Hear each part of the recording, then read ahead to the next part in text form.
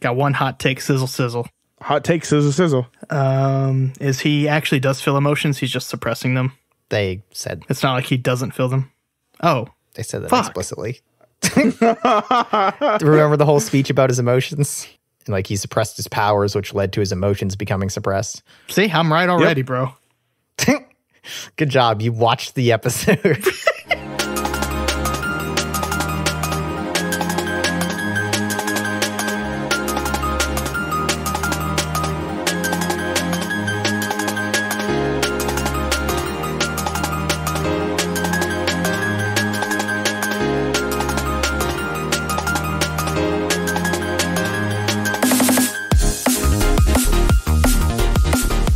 Hello and welcome to a new arc of My First Anime.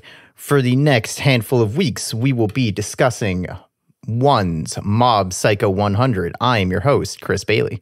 Salvador, also known as Monkey. And I am Anthony Vaught.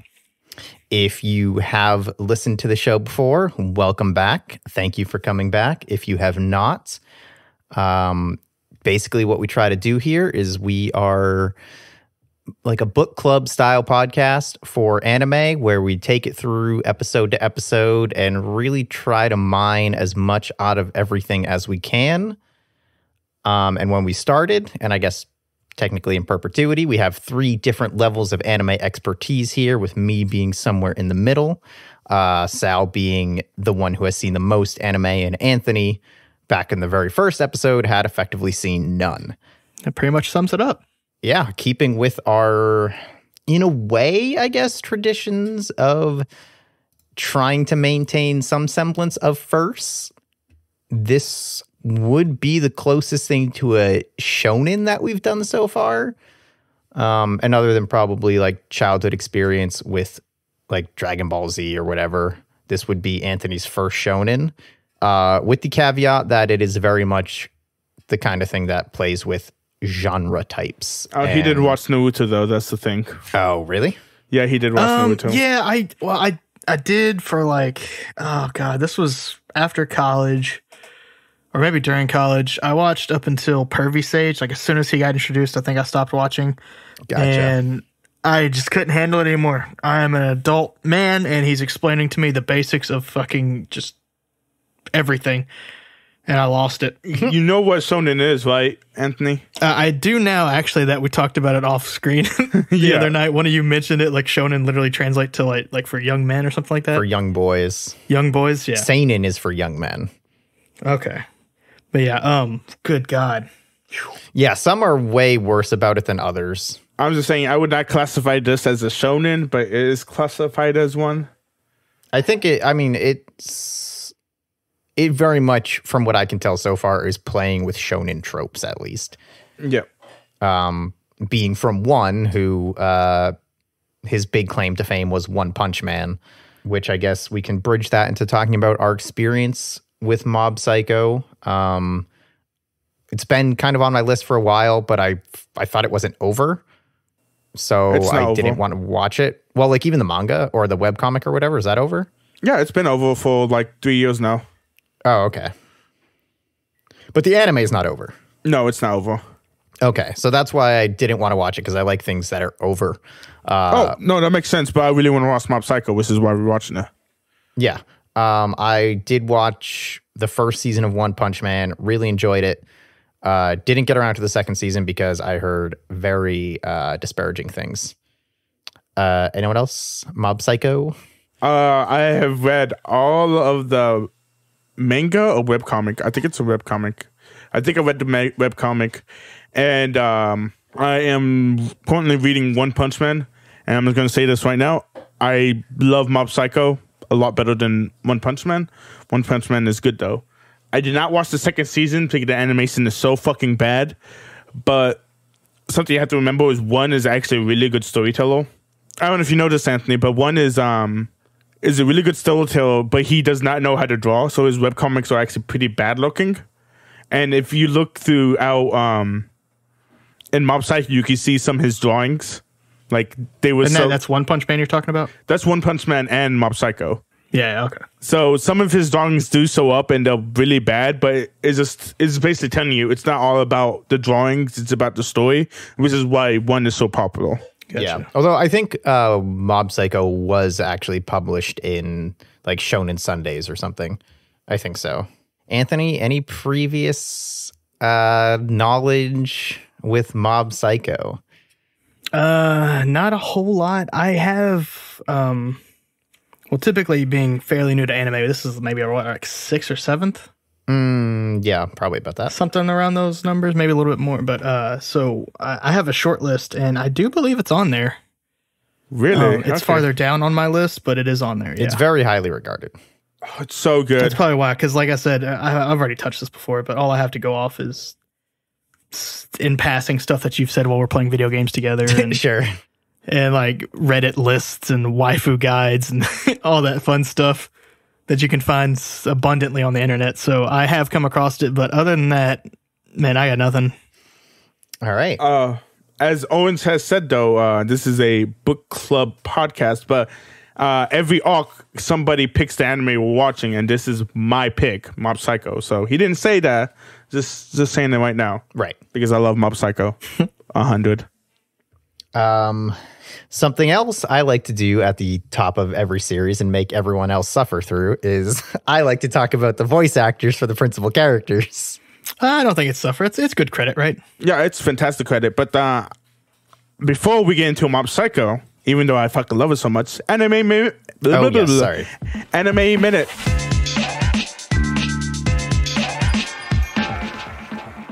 So I briefly talked about this last time, which, again, if you're new, you don't have the context of, but I finished reading Alice in Borderland. Was it good? Yeah, it's a really good one of those if you like the death game genre.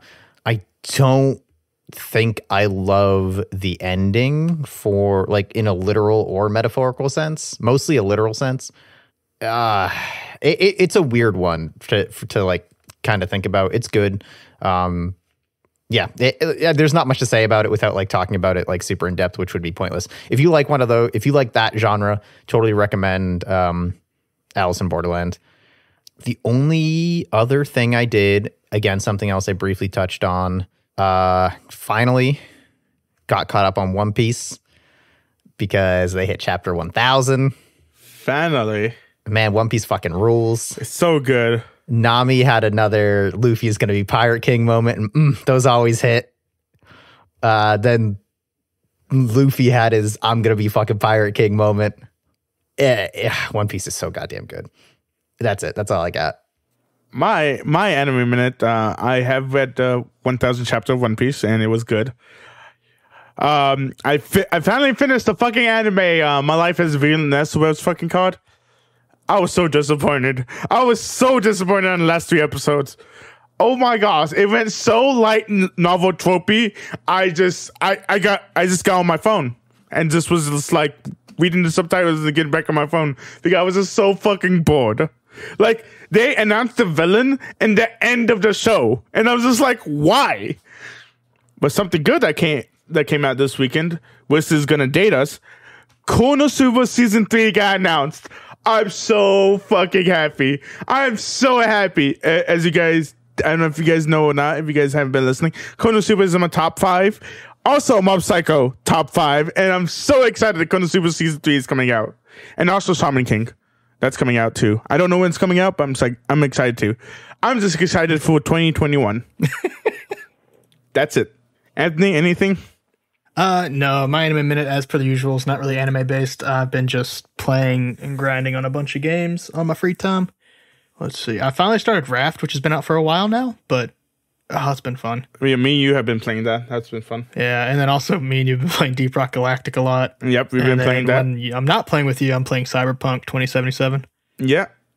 Which everyone can insert their side here if they'd like. I get it. None of this is anime. I know, but that's all I got, bro. I'm not going to have an anime minute until I finish Cyberpunk. Okay, let's get into Mob Psycho 100. I'm going to talk about voice actors. Again, disclaimer, this is a show I'm not familiar with. I went off a list of main characters, I think from Wikipedia. So if I'm including people who should not be included or excluding somebody, it's going to be far too late to tell me by the time this episode comes out. So live with it, I guess. So we'll start with Shigeo Kageyama. Oh, actually, real quick. Sub across the board for us? Yep. Anyone dub? No, I went dub. Yeah? Okay. Well, to be fair, you guys are watching Crunchyroll, I'm assuming, right? Yeah. So I had a long story with a canceled debit card, so my Crunchyroll expired, and I already have HBO, and I was like, fuck it, I'll just watch on HBO, and I think it's only dub. Yep, because I tried to watch it on HBO, and it was only dub, because the Crunchyroll app, honestly, is dog shit. But it's so bad, I was like, dude. you know what? I'm going to watch dub. I put on the first episode, and I was watching it in German. Okay, that is your fault, actually. But, so, Shigeo Kageyama, or Mob.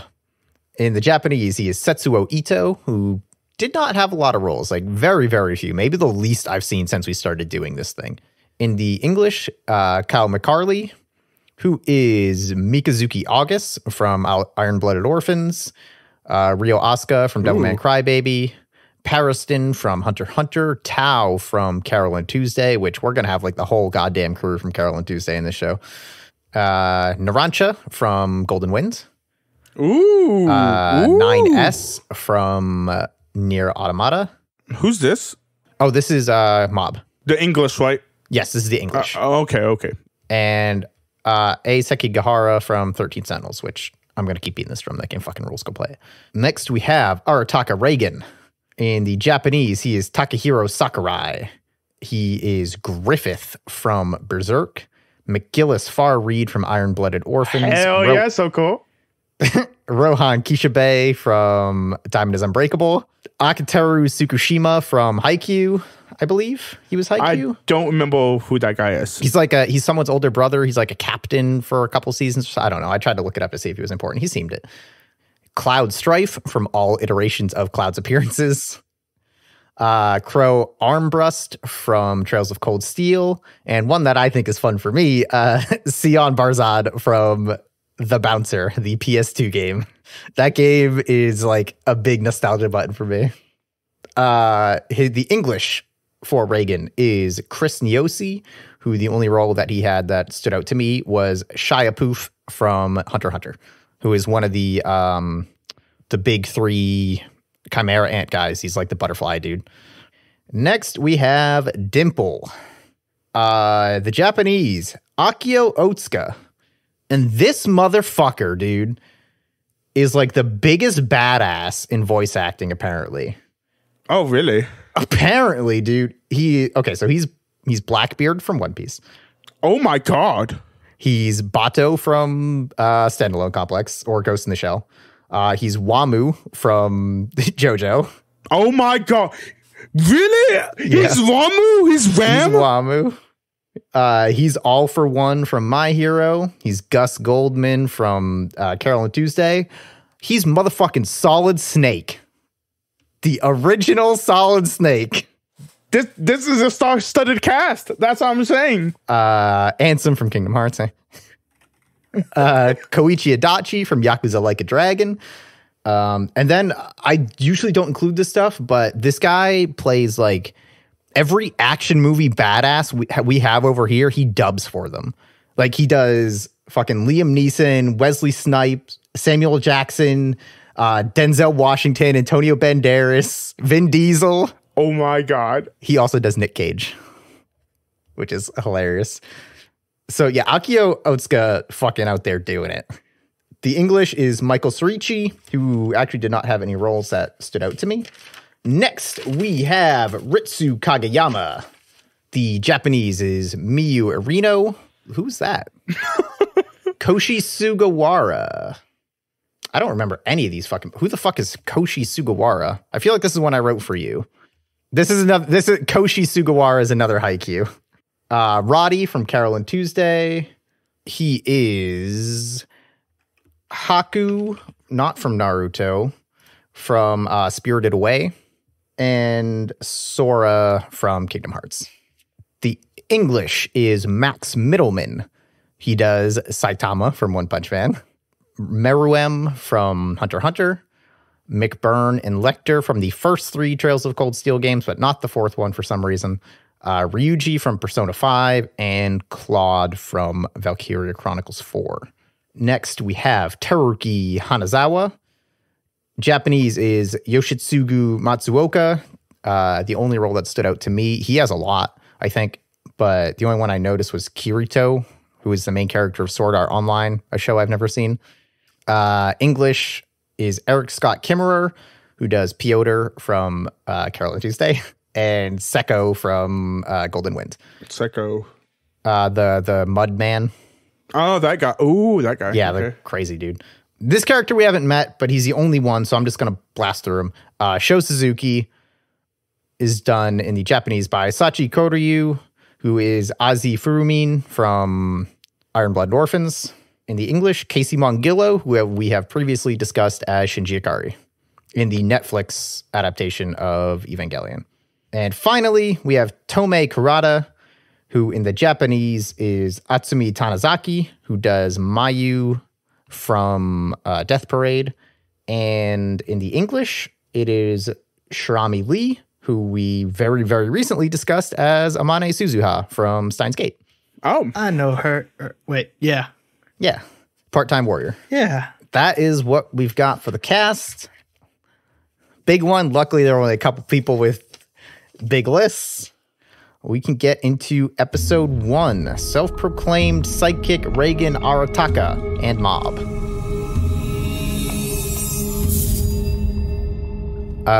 We open on a shadow figure doing battle with a bunch of colorful-looking monsters, and occasionally we see a number counting up until it hits 100, and there is an explosion. I mean, do we just want to talk about visuals now? Well, what are you going to say about it? Because I fucking love it, but I don't know what your take on it is. Yeah, I think Okay. I really like the visuals in this so far. I do really like the trippier stuff for sure, but some of it feels like they're trying to stylize in a way to hide budget, but it doesn't work. And other times it actually feels really stylized. So I don't know. So it's been, some of it's not hit for me. Oh. So I really enjoy most of the animation, except when they get all like not like sweaty, but like startled, and like it's just like butter on their face now, Yeah. like just dots of. That's the only thing, and I like, and it takes me out so hard. But besides that, I like the animation. Oh no, they do so much different kind of animations in this. You forgot what company did this? Is it Mad? Who does It's this? Bones. Who does One Punch Man? Or who did the 4th season of One Punch Man? I don't know. I feel like that might have been a Mad. Yeah, but yeah, they did so many different animation styles in Mob Psycho because like One Punch Yeah, it Man was was Mad. like the biggest thing that came out that year, but one of the biggest things. And so Bones is like, yeah, well, we did pick up we did pick up Mob Psycho. Let's do some fun stuff with it. And so like the animation is actually really different from everything else because like they do like chalk drawings instead and stuff like that. I don't know if you guys noticed it, but it's like completely different from anything else. Yeah. Oh, okay. Bones didn't take over One Punch Man. No, it was a garbage company that took Yeah, it over was One Punch Man. JC staff. Yeah. We get a quick explanation of psychics. We know what psychics are. There's people with psychic powers. They fight ghosts. Welcome to anime. Espos. Yeah, espers. We meet Reigen. Reigen. What do you think of the sound design? Because we're going to be hearing this sound a bunch of times. Nothing really stood out to me. Okay. No. He is running his spirits and such consultation office, which, good business model. Good business model. What do you mean? He handles spirits and such. Like, yeah. And Oh my god! what else do you need? I think I met Owen's favorite character. I don't think Reigen is my favorite character. I think there's actually at least 2 other characters I like more right now. Oh, really? Okay. Yeah. He's doing his consultation. You know, it's very clear that this dude's like a scam artist. We get a lot of Anthony's favorite style of animation in this scene, I think. Then he eventually takes this couple that he's consulting about the spirit. They're going back to their building, and he talks about the butt chin goblin. Oh my gosh. No. And the boyfriend's like, you just made fun of that man for no reason. Yeah. No, the fact is he's going down to deals of what this takes or whatever it is, and it's like the last one is like, and we guarantee the spirits are gonna go away this time. Like that. Oh, yeah. And and then the wife's like, oh, that's cool. But the guy's like, yeah, this is like total bullshit. And Reigen's like, wait, are you saying your wife is like making all this up? And he's like, that's not what I'm saying. I'm saying Reigen's bullshit. It's so good. And then he points at the wrong haunting house. Yeah. Because he's like, That's fine. He's so getting stupid. big readings from that one, too. Yeah, big readings from that house, but it's that one. That one, too. Oh, and he also will fix the woman's face with this. With this yeah. exorcism. Yeah, it'll fix the woman. Jesus Christ, this man. He needs to chill. He's doing the business, dude. There's nothing wrong with their face. We get inside the building. We're looking for the ghost. And the people start to believe it because Reigen's getting real spooked. But turns out he just doesn't like cockroaches. I thought, oh no, the ghost does appear. It's a ceiling crasher. But don't worry, we'll hit him with this special move, Salt Splash. God, the description of his moves is just ridiculous. His moves might be in general my favorite thing about the show so far. His special moves. Yeah, the salt splash. Salt Splash is good. He just throws table salt everywhere. I mean, he's trying to be a better con artist, at least. Like, you know, he or maybe, It's I don't know, maybe also, he's dude. not. I don't It's know. also.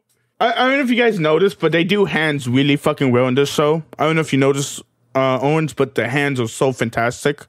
I did not notice. Yeah, you watch hands. Watch hands on Mob Psycho. Watch Reigen's hands. Watch everybody's fucking hands. It's so good. They put so much details in hands. I will look at people's hands more. Like a pervert. Reigen calls Mob. And while we're waiting for Mob, everyone's just kind of hanging out. Being real chill. Even the spirit. Yeah, he just, like, what? No one would, everyone's just like, yeah, we'll just wait for Mom. We'll see what he's about. Mob shows up and just blows up the spirit real quick. And we kick into our opening. It is 99 by Mob Choir. How do we feel about 99? Personally, I'll go first. I wish they didn't count.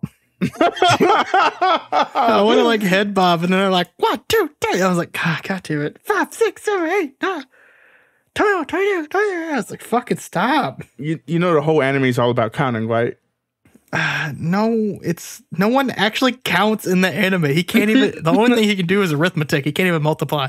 I don't. It sounds pretty good. Maybe eventually I'll get over the counting, but at the moment I'm good. I enjoy the counting, actually.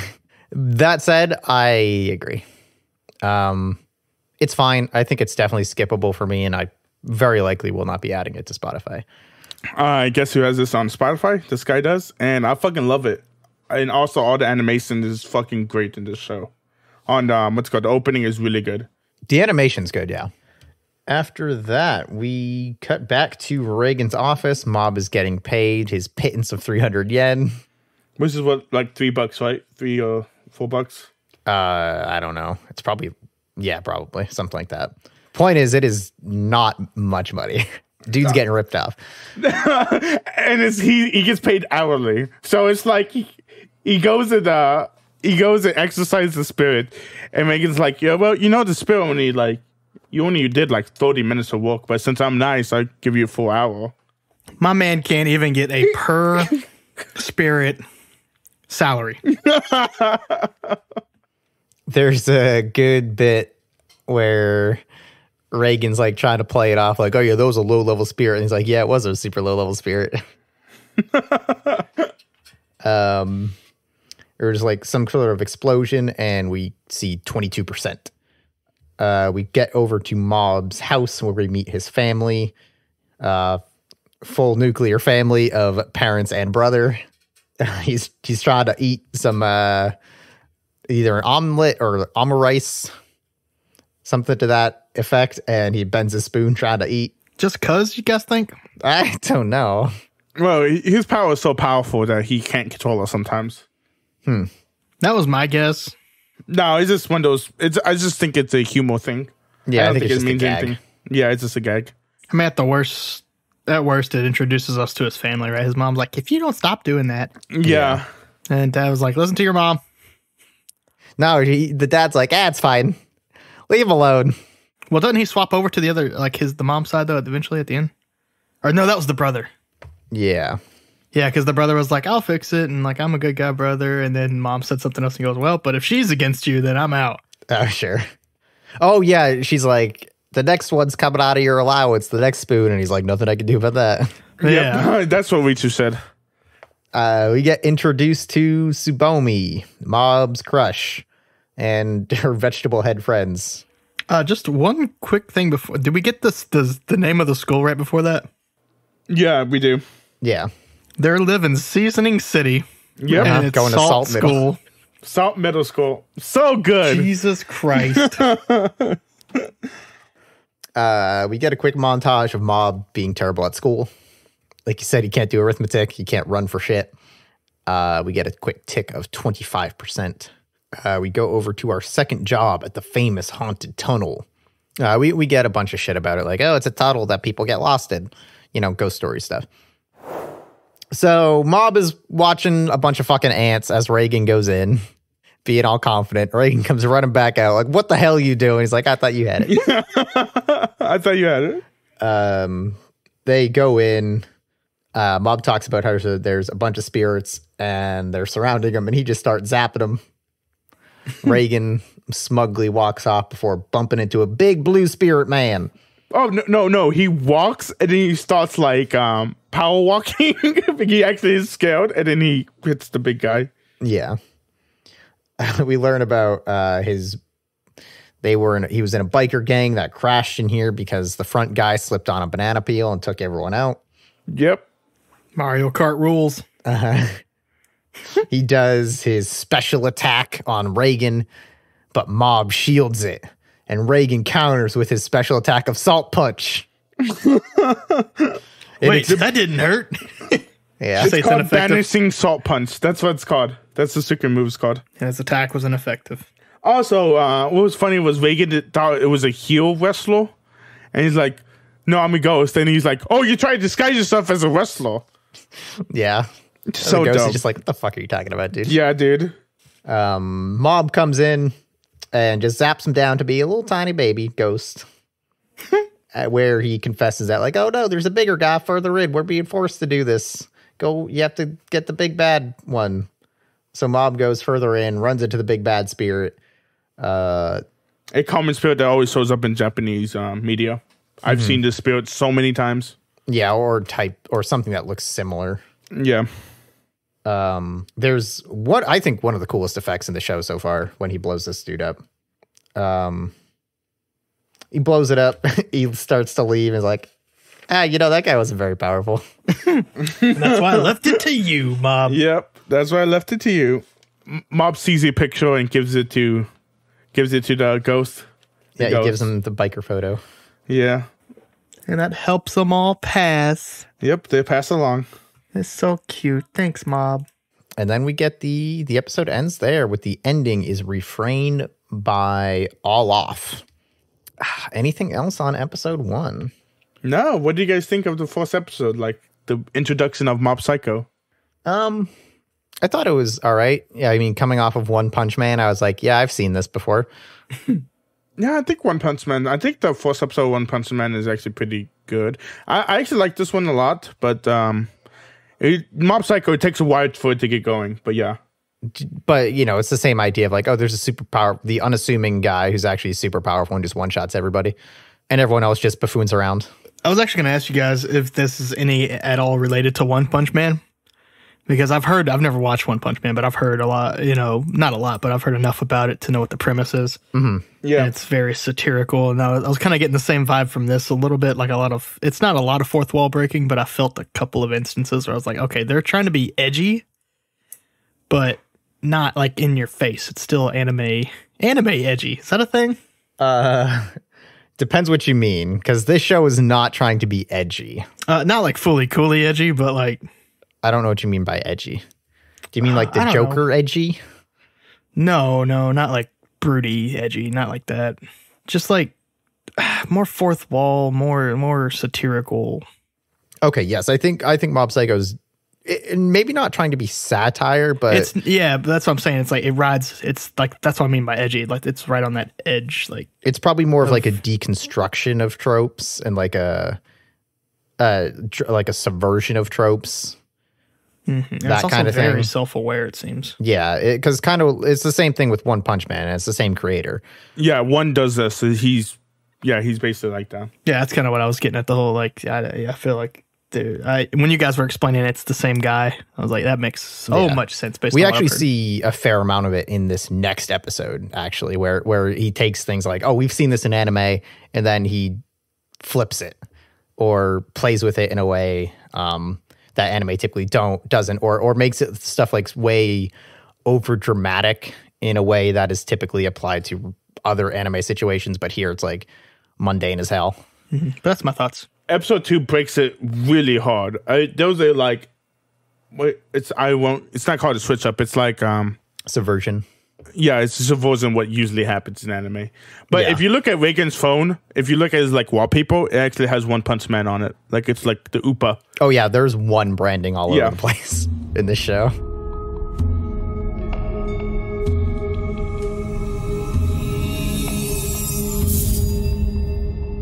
Episode 2, Doubts About Youth. The Telepathy Club appears. Which actually that is in itself a joke on anime naming conventions.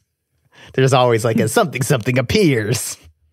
We get a narration about adolescence and puberty, which we just talked about fully coolly. I feel like we can blow past that.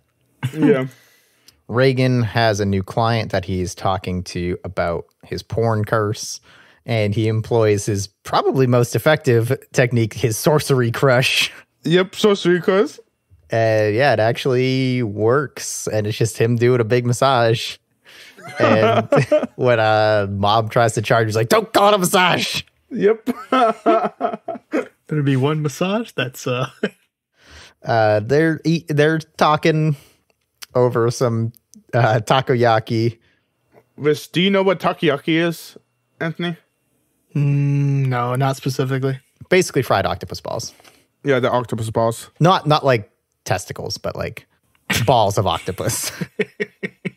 Reigen spits it out because it's too hot, and Mob ESPs it, and he's just floating it around.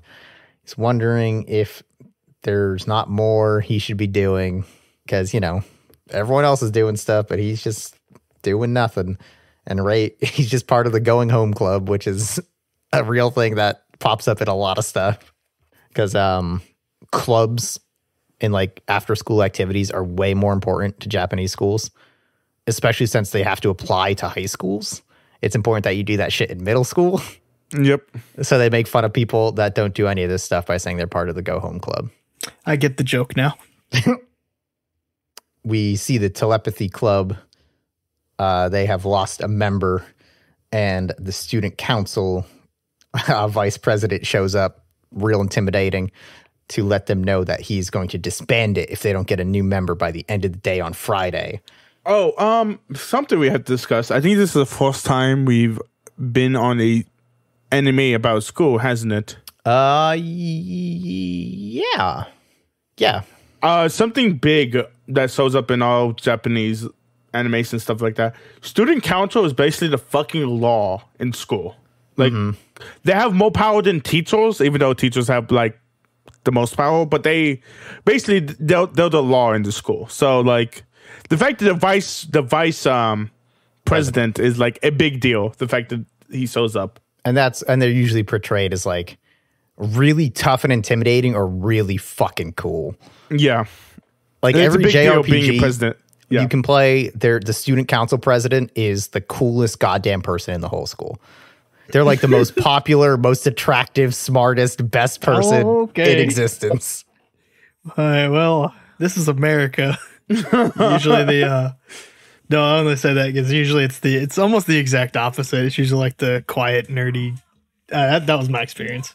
The student council was the popular kids here for me, but I mean, it was all like a lot of overlap. Yeah, over here was student council was like with all the jocks too, like jocks Yeah. for president, stuff like that. So Yeah, pretty much. We get a montage of them trying to recruit new members. They just kept getting told it's creepy, so no. Eventually, they come to the realization that there's Mob. He just goes home and doesn't do anything. He's an all-around bum. yep. Yeah, I heard the word bum thrown in there. And they try to recruit him. He's on the phone with Reigen, being like, I guess I'll join this club. I don't know. And he tries to talk him out of it. Eventually, Tomei takes the phone from him, and her and Reigen Going to a screaming match. go into a screaming match. Reagan's like, this sounds fishy. Like, there's no reason for Mob to Yeah, show up she's at like, this you're place. a fucking fraud. Yeah, and Reagan's like, yeah, Mob's not good in sports. Like, I don't understand why you want this kid. We're not a sports club. Yeah, exactly. I enjoyed that clash. Yep. Eventually, she gives the phone back and goes and does fake crying, Yep. which is really funny when you get the other perspective of it. Yeah, when she's like doing this, and Mob's like, yes, he's like fake crying. Reagan's like, it's crocodile tears. Yeah. He tells him to see through it all. It's just a goof off club. As it shows us shots of it obviously being a goof off club with all their snacks and Game Boys. Yep, the fucking telepathy club. Yeah. And he basically leaves it with, I don't really want to join. I don't know. I'll think about it. Reigen and Mob take on another job to get into an all girls school to exercise a spirit there. Does not go so well for Reigen anyway. I just love it. It's like he looks down at his legs, it's all hairy, and he's trying to pass him off as a girl. But the guards are like, oh, yeah.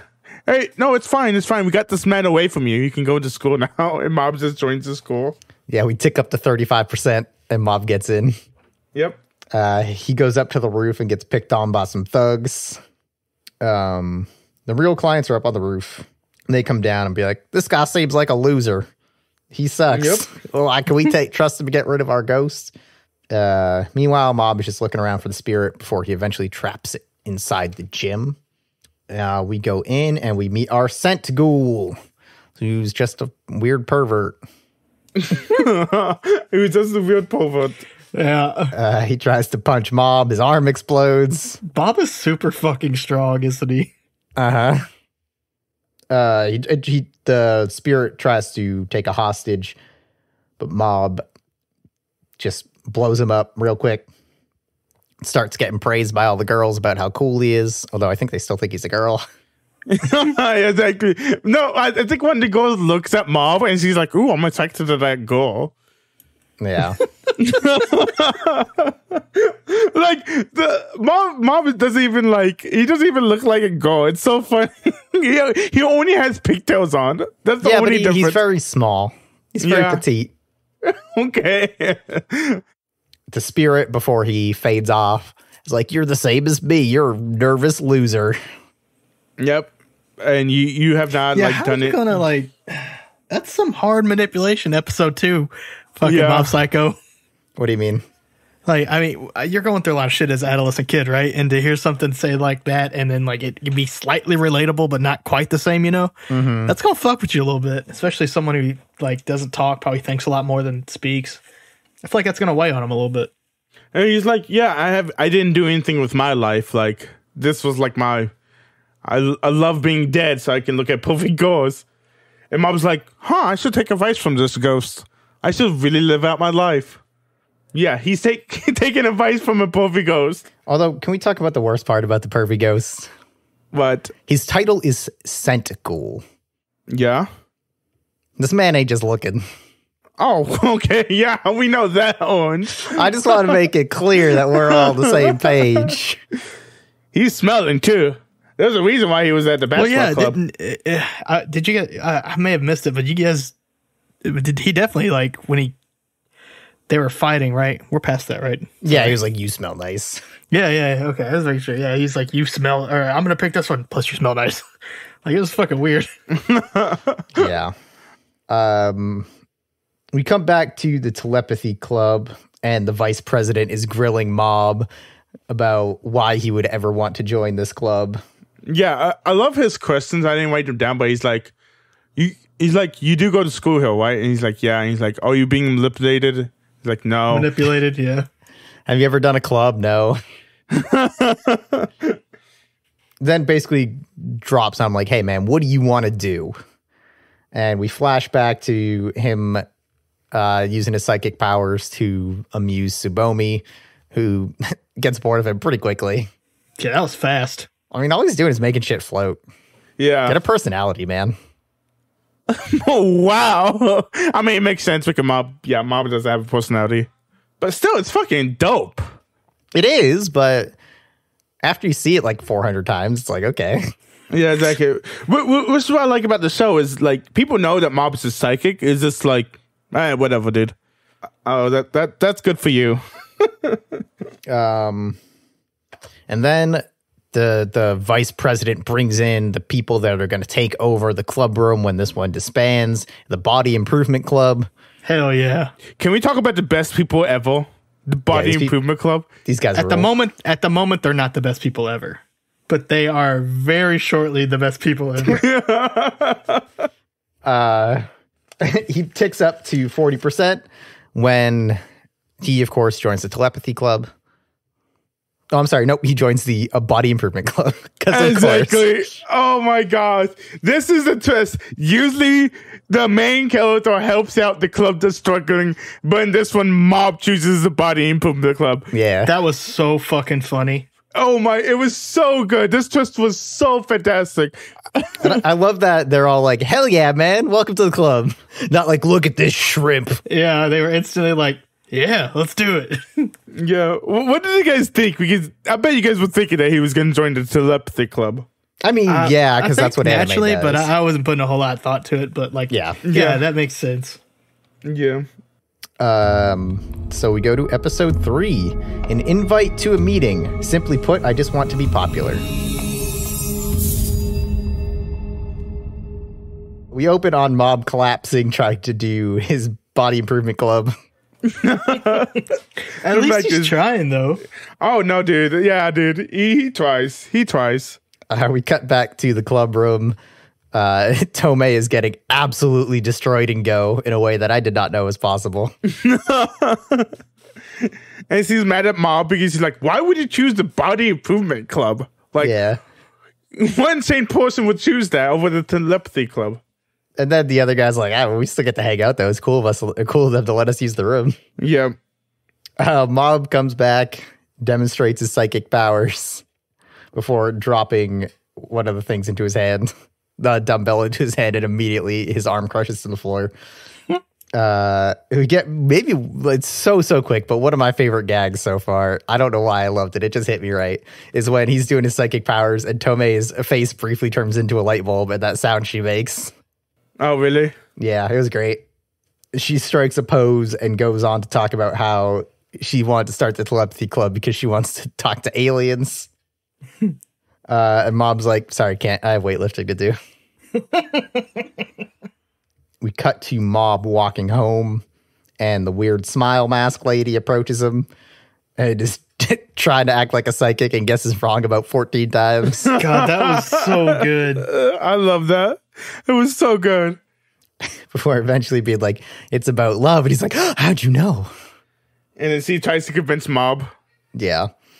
She brings him to the religious organization, LOL. Well, she tries to convince Mob, and what gets Mob is like, oh, you become really popular. And Mob's like, let's go. Yeah. Mm-hmm. Honestly, I'm going to say this now. Mob, let go of Tsubomi. She sucks. She's not cool. Call it that now. We get introduced to our laugh people cult. They just laugh a bunch. Mob is put on stage along with one of his classmates and some random old dude. And we get introduced to Dimple. And he makes the crowd do a bunch of weird laughing shit. Yep. That's his call, is just laughing everything away. Uh-huh. They put the smile masks, or they put it on the old guy. Or they start to put it on everyone. And then Misato comes out as the reporter, and she's going to report on this for the school newspaper. They take the mask off the first guy, and he is laughing.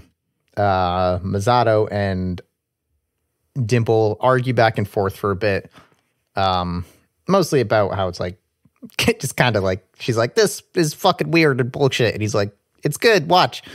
She at least internally is trying to fight it, but ends up succumbing to the laughter curse. Yep. And then Mom's like, hey, are we done? I'm not really into this. I don't like your whole theme that you got going on here. Obviously didn't work. So he tries to leave. And Dimple's like, wait, challenge you to a staring contest. We'll make you laugh. He tips up to 58%. And it's like, why would Mom accept this? He loves milk. Yep, because they drink milk. Yeah, they do a spit take test or whatever it is, and it's milk with the spit take. Yeah, it goes through 2 of them. He just wins immediately, and the third one he's like, "I'm here now. I'm the big badass. Let's go." He wins immediately. Yeah, the fact that Dimple's He wins immediately. The fact that Dimple's plan is a spit take thing, and the whole thing for this call is everybody laughing. So of course his lieutenants are gonna lose. Yeah, and he even has that realization. Yeah, he's like, why would I do this? But then Dimple is gonna face off with him. But he did something to his milk to make it gross and make him spit it out. Oh god, the animation of this is really like great looking. Yeah. I mean, it looks like Mob is foaming from the mouth and from the eyes and stuff like that because the milk is just, yeah, so good. The whole time this episode was happening and the next episode, I'm looking at this dude thinking, this is Solid Snake. Oh, really? Dimple? I mean, I don't know what Solid Snake's Japanese voice is, but in my mind, it has to be as good as David Hayter's. So, oh my god, okay. Mob, kind of not pleased with being cheated out of his milk contest, dispels Dimple's laughter curse, to which Dimple reapplies, and then he starts to get aggressive and is like, hey everyone, we're gonna free his laughter. He tells them to get a clue, get a flashback to him being bored while all the other kids are having fun at the playground, and Tsubomi tells him to get a clue. Yeah, wow, this is so messed up when you think about it. Maybe you should get a clue, dude. Maybe I see where you're coming from. He is chasing this girl who got real, like, does she even know he exists? Like, I mean, kind of, obviously, well, she used to. Yeah. I'm not going to say anything because it's a thing, but yeah. He ticks up to 74%. But Dimple goes for a big attack. That doesn't do anything. Because of course not. Then he starts to talk about Mob's lack of emotion, which I do think it's kind of interesting. I'll give it this so far, that it's using like all these shitty spirits of like really shitty people to kind of make him have epiphanies and realize stuff rather than like being inspired by good people. Yeah. I mean, Reigen is his mentor, though, is something you have to remember. Yeah, and Reigen's also a piece of shit. dude, he has a couple moments. He has a couple moments, but when mostly he goes into, he's like, a piece of counselor shit. mode. He's not the worst thing. He is exploiting a middle schooler. Yeah, should he even be working at this point? Probably not, no. Yeah. Who, Mob? Yeah. Actually, I think a lot of Japanese schools have like rules about you having part-time jobs because it'll interfere with your studies and stuff. Oh, I think that's true because in one of my favorite animes, Yu Yu Hakusho, they had a arc about this. One of Kurobawa's friends was working part-time and he has to get like a note from the school in order to work part-time to help his family. And so they all had to get really good test scores so they wouldn't, so the school wouldn't take the kid out of work. Yu Yu Hakusho, watch it. I think I second that. Okay. Throughout this whole emotion speech, he ticks up to 88 and then 92 pretty quickly. Dimple realizes, oh shit, this dude's got powers. And we get revealed that Dimple is actually an evil spirit wearing the skin suit. I love the skin suit. Yeah. Is this guy like a parody of like a guy in Japan or something like that? Because I've seen like this guy's face before. You know what I'm saying? Yeah, I don't know. I was wondering too. I was wondering if this guy was like a actual guy. Like I don't know if he had like a cult or something, or I just know his face, if you get what I'm saying. Yeah, now that you say it, I like maybe not his specific face, but like very smiley, the dimples.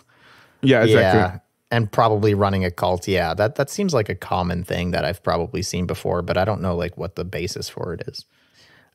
He piles all the cultists on top of him. We get the Get a Clue flashback again. Mob realizes that like, oh, well, if you do this to me, like if people don't follow your cult, you will try to kill them. So he gets mad. But also, he goes on his whole thing of, oh, I was so powerful when I was so little that I had to try and suppress my power, and that resulted in me suppressing my emotions. Yep. And that's what we learned what the ticking is. It's an emotion ticker. Tell me if you think it's too big of a spoiler. Either way, don't answer. I want to know if it's like different emotions tick over, or is it like always rage, or is it just like general emotion? Yeah, you will figure out your answer next week. Okay, fine. You said don't answer it, so I'm not going to answer it. No, I said if you thought it was too big of a spoiler. I mean, you kind of know about it now, but like, it's a thing. Okay. I hope it's not always rage. I think it's going to be way more interesting if it's like different stuff happens depending on which emotion is being like pushed out. Yeah. Yeah. Something you have to remember though is the fact that the mob is like how it is because he has to suppress his powers. If he doesn't suppress his powers, it gets bad. Yeah, they gave a quick like or I think he kind of honestly foreshadowed that, and I think I picked up on that. Is like someone said something about that where he has to literally do that, where he's only suppressed his powers because, or he doesn't have emotion because he has to suppress his powers, so he suppresses kind of everything to keep it inside. Mm-hmm. Yeah, exactly. And that's just What do you guys think of that? Like, I know there's some media that's just like that, but like that's like to have all this psychic power and like you can't like the way you control it is that you had to suppress your emotions because. I mean, that's really, like, fucked up when you think about it like that. And he's a fucking teenage kid, so he's, like, has to deal with all the emotions for being a teenager, too. Yeah, I'm going to see... I think I'm going to have to see, like, how they try and play with it. If they literally just say, oh, he had to suppress his emotions, or his power, so it suppresses emotions, and, like, that's it, then that's kind of nothing. But if they play with that idea more as the series goes, I think it could be really interesting. But yeah, he goes over 100%. I mean, he goes 100% and it's rage, which is, he's mad, is basically what that means. And he destroys Dimple. He gets a new art style. His hair's all spiked up. He goes Super Saiyan, basically. Yeah, so cool. Hey, I was getting mad Yu-Gi-Oh vibes. Fuck off. What do you mean? Yeah, dude, Yu-Gi-Oh you're vibes? so bad. What is wrong with you, dude? Dragon Ball Z. The Pharaoh? Yeah, he gets taller. His hair stays the same. Doesn't it? I thought I was getting some Yu-Gi-Oh vibes. Eat shit. Dimple attacks. It does nothing. His limbs get melted. He's like, oh, I guess I'll have to use my full power. Same thing happens. He shoots a big beam and has an arm blade, and both of those are completely ineffective. Yep. Mob touches Dimple's head and pops him.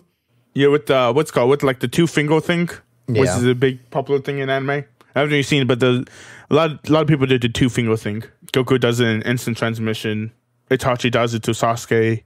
It shows up a bunch of times. Yeah. We leave our cult, and he's talking to Reigen about how much of a bummer he is and how he ruined everyone's good time. Yeah, Mob is sad about this. Like, the fact that he fucked up everybody's time. Yeah, like, they were just laughing. Yeah. And Reigen's like, well, didn't you, like, the guy was hypnotizing everybody to laugh. Like, that's not, like... People have to think on their own. And it's like, it didn't affect you because of, who you are and your whole deal. You did something, only you could have saved the mob. So there you go, Anthony. There's your Reigen moment of him not being a piece of shit. Yeah, it happens occasionally. Is Reigen your favorite character, Anthony? Is that what you're telling me? Oh, no, I don't really have one yet. Oh, okay. But yeah, I do like after that we see the ticker comes up and it stays at 0. Yeah. That was a nice touch. We get to the next morning. Little Dimple shows up in Mob's bedroom, and then he ticks up to 20%. Yep, he's mad that Dimple shows up. Or surprised. It's one of those things. His emotion went off again, so 20%. Yeah. anything else on episode 3? All right, let's just jump straight in episode 4 then. Idiots Only Event. Kin.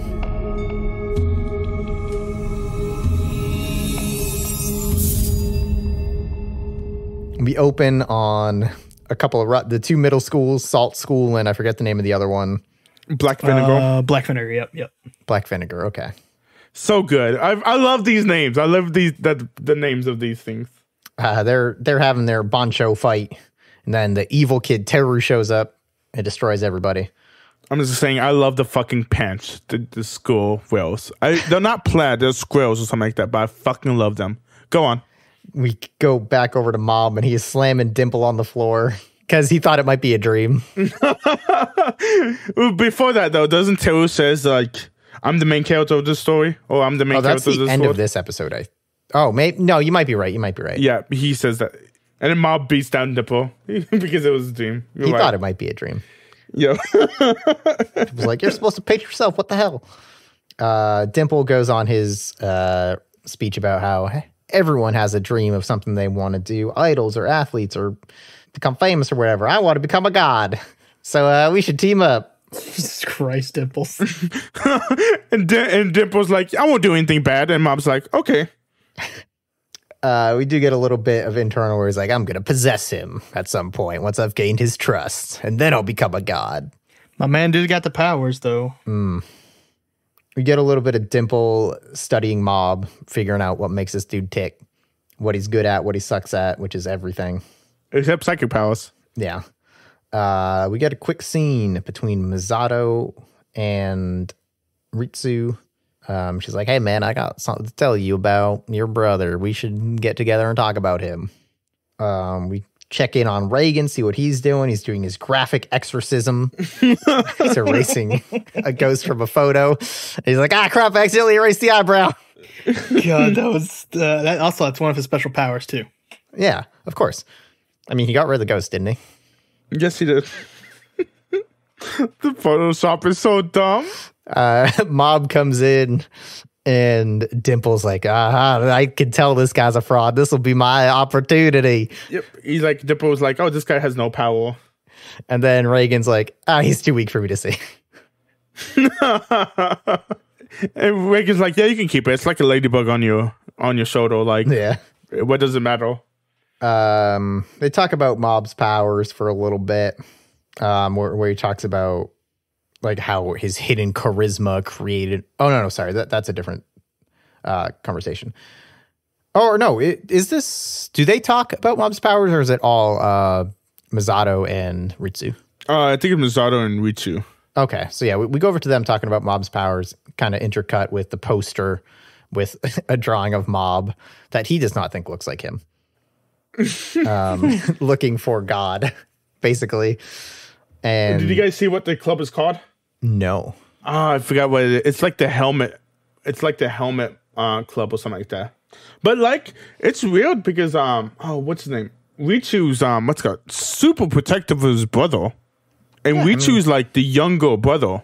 Like Mob is the older brother in the relationship. I just think that's really cool. It's weird because that's like a very common dynamic I see in Japanese stuff. And I see it played both ways, where like the younger sibling is like really protective and like the for lack of a better word, like the better one. Yeah. And it's, I mean, again, go back to K-On! Like Ui's got her shit together. Yui very much does not. But it's played like really nice and like a good relationship, and everyone's happy with it.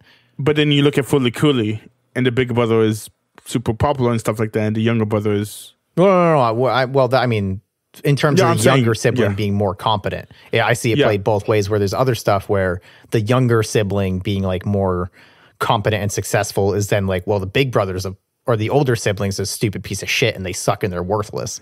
Yeah. So it's a really common dynamic where I've noticed anyway, where the younger sibling takes on the role of the older sibling, as it were. And I honestly don't know how this one's going to end up playing out, but the religion is called the Psycho Helmet Religion. Great. Yep.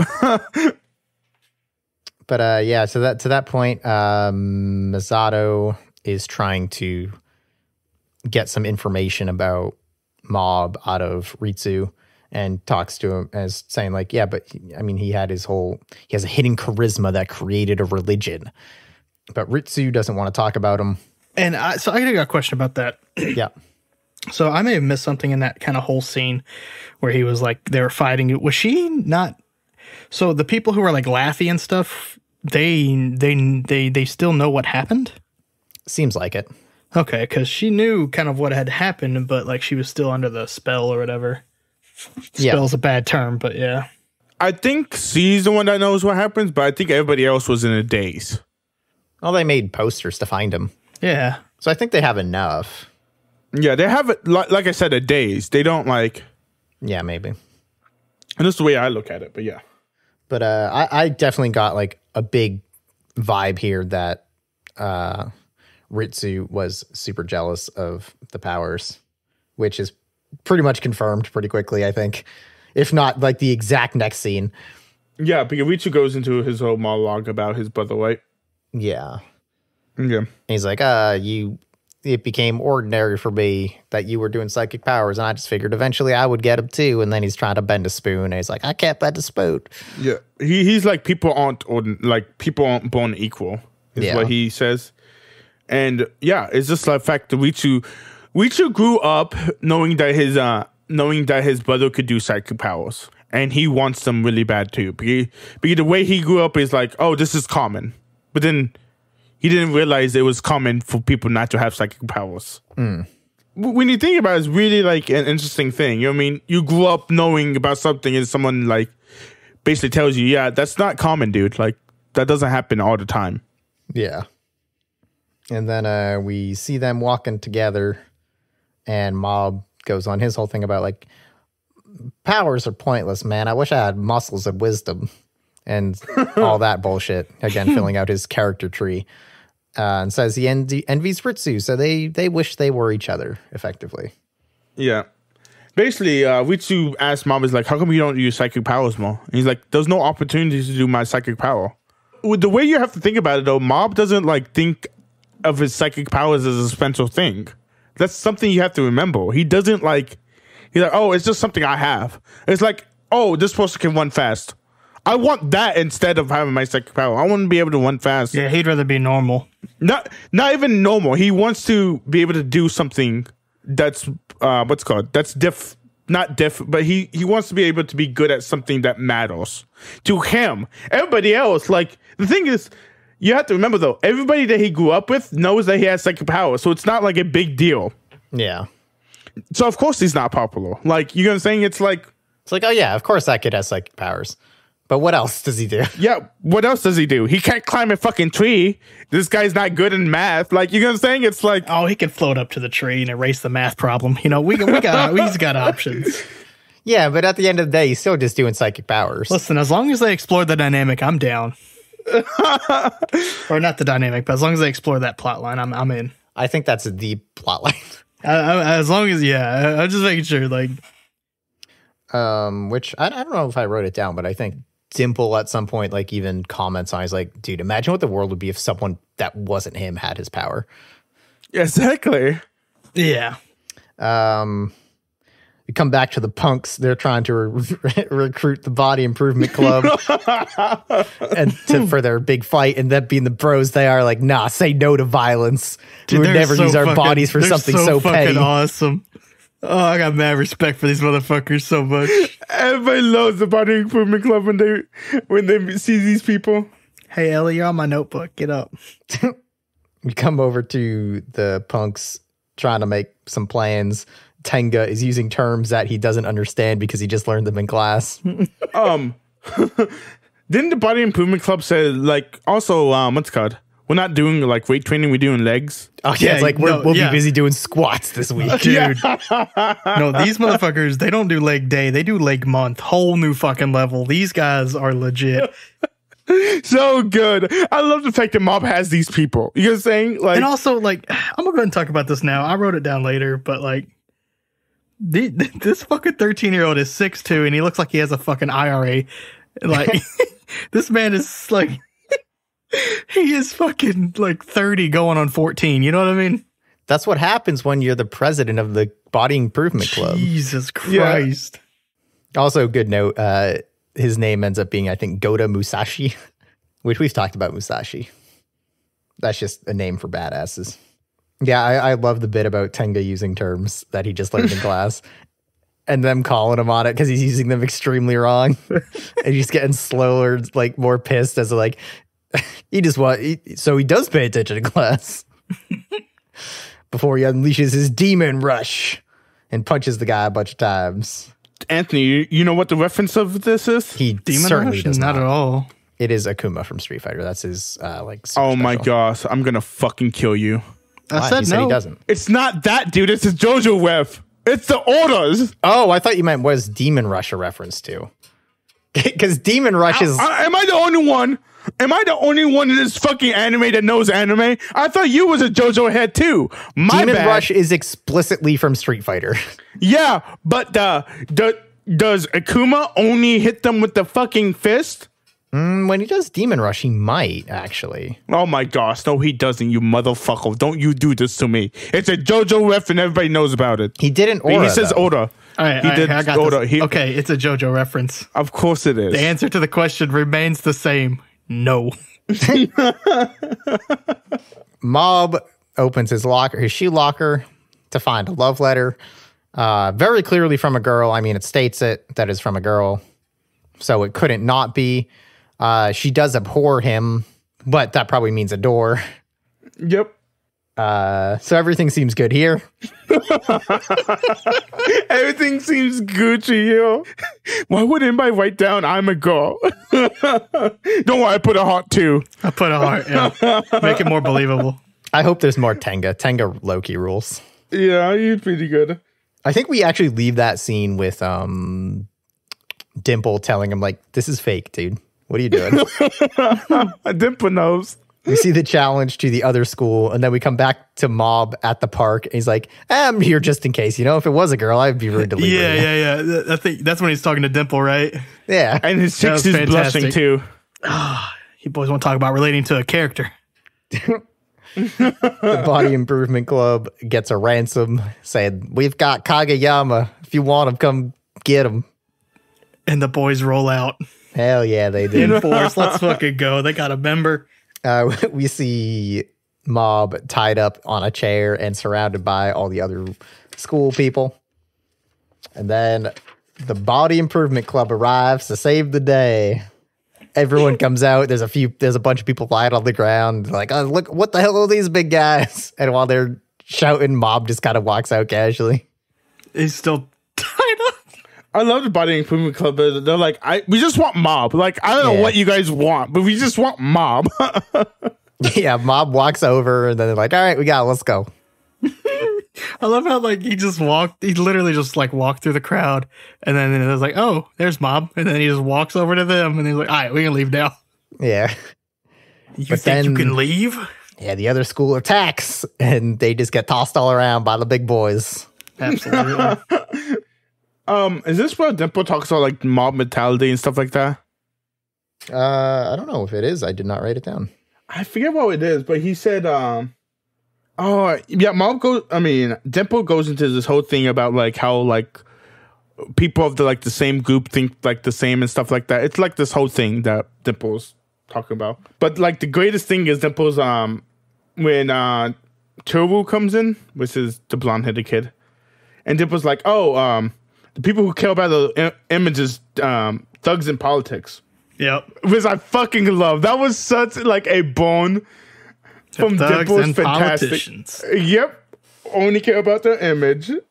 Once everyone has been dispatched, Teru arrives. Fucking Spike Spiegel wannabe motherfucker. He gives some stupid fucking speech. Also, we forgot to talk about this, but Kageyama actually does talk to the Body Movement Club, and he's like, I promise you guys, I was not slacking. I missed that. Yeah, he says that to the Body Improvement Club. But yeah. Teru knocks everyone around. Tenga tries to demon rush him and it hits a force field. There's a big explosion. And oh no, this guy is a sidekick too. At Esper too. What? Who could have seen this coming? Mob emerges from the explosion, undoes his ropes with his psychic powers. He's like, and then he's like, you're like me. Yeah. You should use your powers on other people. And ticks up to 45%. And our episode ends. Anything else on episode 4 specifically? No. Not particularly, no. Oh, wait, yeah, sorry, I do have one. Fuck Teru. Okay. Tighten your tie, you little shit. Or loosen it. Pick one. Yeah, either lose it or tighten it. Yeah, so far, it was a lot of setup. I thought it was okay. I feel like all of this should have taken about 2 episodes instead of 4. Because there was a lot of... There was just a lot. I think especially in like episodes 2 and 3, that was just like... Or maybe... Yeah, actually probably 1 and 2 mostly. But that was just like dialogue for the sake of dialogue that I didn't really feel like added anything for the show or was particularly interesting or entertaining. I definitely have faith that it'll pick up once they're done with like all their setup, because it's basically devoted an episode per introducing a new character. Yeah.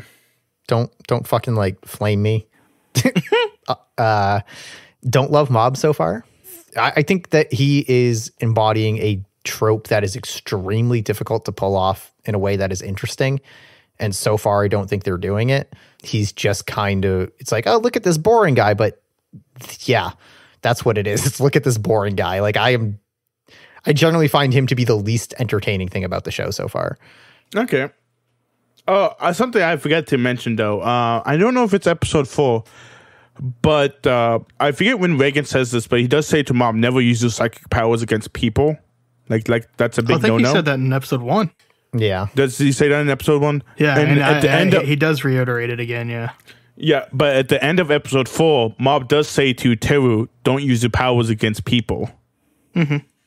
Yeah, just gotta remember that. I think we called it out. No, we didn't. No, I didn't call it out the like first time or the wrap around, but yeah. Yeah. Yeah, and at the same time, like, I see what the show is doing, but I also felt like multiple times, like, what are we doing? Like, where are we going? It's an average life of Mob. I don't know what you want from this. Yeah, I don't know. Like, it's a slice of life shonen. Come on. I mean, yeah, kinda. But I have faith that it'll get better. But first 4, I think, are okay. What about you, Anthony? I have faith too. I think I could have watched this intently, scribbling down every single note, and also watched it while playing like chess on the side or something, or any video game, and still came out these first few episodes with about the same amount of knowledge. I feel like the information that I need to progress, you know, because it's shonen, right? Like it's not very engaging for me to have them kind of explain stuff, but the funny parts are funny. I will give them that. Like I have a lot of quotes that we kind of touched on already, so I didn't bring them back up again. But like I really enjoyed a lot of their dialogue and stuff. And I was gonna mention, like, when you mentioned dialogue for the sake of dialogue, I think that's almost necessary when you have someone this kind of, as you said, boring, because you have to get entertained somehow. And I think the easiest way is to write pretty funny dialogue, especially when you don't want to introduce all of your story yet until you have the setup going, right? So I think that's almost mandatory, is to have that kind of dialogue. And I don't think I would have started this on my own, but I think if I would have gotten to episode 4 or 5, I think I would continue watching it. As long as the story, I mean, you don't have to tell me right now, but as long as there's a story involved, if it's really slice of life shonen, I'm okay. But if there's a story involved, I think I'd watch them. Well, Anthony, this anime is for you to introduce all lives of anime, and slice of life is a big category in anime. Yeah, but I don't know if I like the idea of a slice of life shonen. I don't think that'd be me. Or you mean like a slice of life fights anime? Like shonen is typically denotive of like dudes punching each other, even though it can encompass a lot more. I would have to see what other stuff is like categorized as. Like I think K-On! Might be a shonen technically. No, it's a oh my gosh, Maui? No, that's not like a real genre though. No, it is. Moe, that's what it is. Yeah, but I mean, in terms of like how they publish it and that categorization, that I don't think that's a real genre. Oh, I think K-On! Is actually shonen. I think it's made by that. I think it's made by that publishing thing, if that's what you're asking for. It might be. I don't know. But I know there is definitely stuff that is like kind of under that purview and stuff that isn't just like strong punching dudes each other. shirtless punching each other. Yeah. That is categorized as shonen.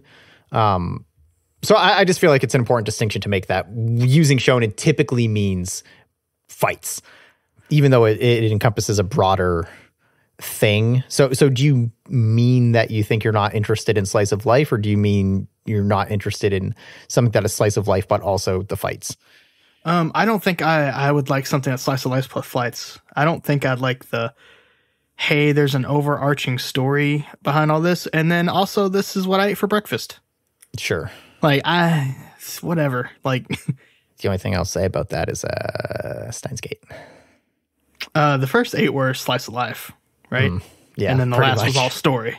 Yeah. So, but like I said, if they would have like fought and then went back to like, Yeah.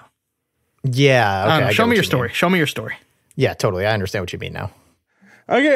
You guys' favorite character so far? So far, I like Tomei. And I like, her name is escaping me now, the journalist. Oh, Masato. Oh. No, Mizako. No, it's Ato. A-T-O. Oh, yeah, Misato. You're right. I do like most of the side characters, but those two are the standouts for me so far. You like Tenga? Yeah, I like Tenga. Originally, I wrote down what a waste of a pompadour, and then I was like, no, he's pretty cool. And you like their pompadours. And I have his name written down. I also like Reigen a little bit. Okay. For the most part. Yeah, I don't know. I'm not set on anyone yet. This could literally change every 4 episodes. We'll see. Yeah, totally. I agree. Okay, I can't think of anything else. You guys want to throw out some theories? I know. I got nothing on theories. Theory of Mob's love interest is she's an awful person. Well, when I say like, she's an awful person, I more mean it from, perspective. Like, bro, she's not into you. Like, that's okay. Like, move the fuck on, man. It's a relationship that's more damning than helpful. Yeah. Okay. Obsessing over someone's never a good thing. Well, here's the thing. I don't think Mob is obsessed with her, but it's not like bad obsession. You know what I'm saying? Yeah. Well, it's not. It's only dictating his entire life. At the moment, it is. I mean, it's an adolescence obsession too. So hopefully he comes out of it on top. Yeah. But I got one theory for you, Monkey. Got one hot take, sizzle sizzle. Hot take, sizzle sizzle. Is he actually does feel emotions? He's just suppressing them. They said it's not like he doesn't feel them. Oh, they said that explicitly. Remember the whole speech about his emotions? Well, I thought they were more along the lines that he just doesn't feel them. No, that's what Dimple was trying to say. And then he had like the internal monologue of explaining his powers. And like he suppressed his powers, which led to his emotions becoming suppressed. See, I'm right already, bro. Good job. You watched the episode. Do you guys think there's a reason why Mob is suppressing his powers? Yes, I have a theory. It has to do something with that very beginning episode. Okay. What do you mean? At the very beginning where they were in like some fucking shadow realm. Oh, sure. Yeah, that makes sense.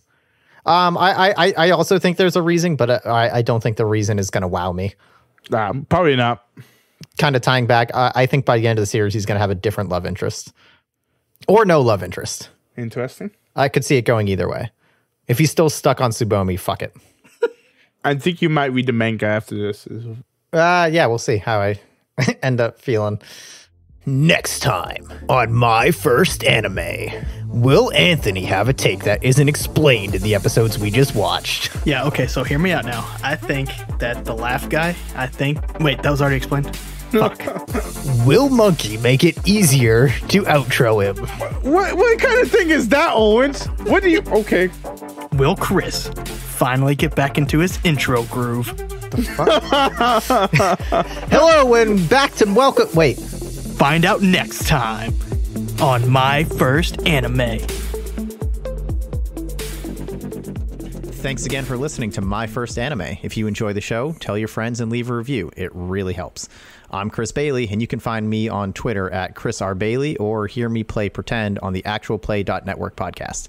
And finally, thanks to Slink for the use of 12-speed as our intro and Winnie the Moog for the use of Speed Energy as our outro. You can come to my stream, ST Monkey at Twitch, where the O is a 0 in monkey, so make sure you guys remember that. I play single-player games and multiplayer games, well, sometimes multiplayer games, Tuesdays and Fridays afternoons. You can also follow my Twitter at ST Monkey, also O is a 0, and my Instagram. My Instagram is mostly containing dog photos of my dog. He's a poodle. And Shih Tzu. You can reach out and contact us on Twitter at myfirstanime or email at myfirstaнимepodcast@gmail.com. And if you feel so inclined, my personal Twitter and Instagram are both Sir Paperplate, where you will find only pictures of my cat. And once again, thanks for listening to My First Anime.